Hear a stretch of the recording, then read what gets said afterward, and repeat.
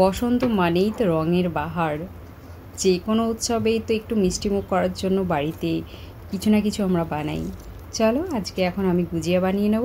গুজিয়া না ভাজা পিঠে, যাই হোক, আমি ময়দাটাকে এবার খুব ভালোভাবে ময়ান দিয়ে নেব। এখানে আমি কালো জিরা, আজওয়াইন আর সাদা তেল দিয়ে খুব ভালোভাবে এটাকে আগে ময়ান দিয়ে নেব। তারপরে ময়দাটাকে মেখে 10 থেকে 15 মিনিটের জন্য ঢাকা দিয়ে রেখে দেব। এবার মোটা করে লেচি কেটে নিয়েছি, এটাকে সুন্দর করে বেলে নেব। সুন্দর করে বেলে নিয়ে একটা বাটির সাহায্যে, তোমরা গুজিয়ার যেমন শেপ দিতে চাও, তো আমি সবগুলো সুন্দর করে কাটা হয়ে গেলে বাটি নিয়ে নিয়েছি, পুর গোল করে কেটে নেব। আমি এখানে সুজির পুর রেডি করে রেখেছি, তোমরা চাইলে অন্য কোনো পুরও দিতে পারো, যে যেমন পুর খেতে পছন্দ করো পিঠাতে। তো এই যে আমি সুজি আর এখানে ড্রাই রোস্ট করে রেখেছিলাম চীনা বাদাম, সেটা একসাথে মিশিয়ে নিয়ে পুরটাকে রেডি করেছি সুন্দর করে।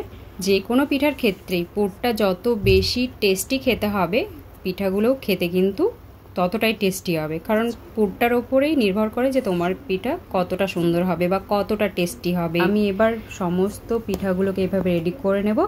দুই দিক প্রথমে মুখ বন্ধ করে দিয়ে অল্প অল্প করে এই যে আমি একটু একটু করে এখানে পিঞ্চ করে দিচ্ছি, তাতে করে একটা সুন্দর ডিজাইন হয়ে যাবে। আর কিছুই না, তোমরা চাইলে অন্য কোনো ডিজাইনও বানাতে পারো, কোনো ব্যাপার না।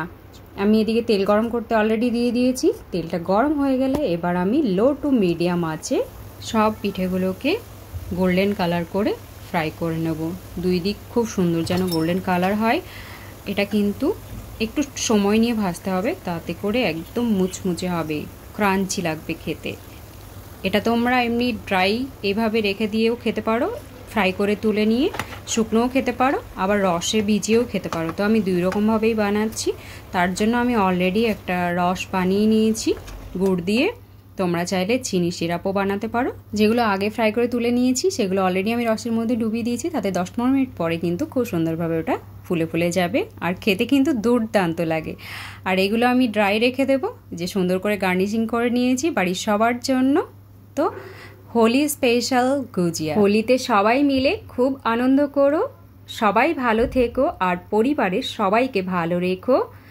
হোলি এনজয় করার পর অবশ্যই কমেন্ট করে জানিও যে তোমাদের হোলি কেমন কাটলো।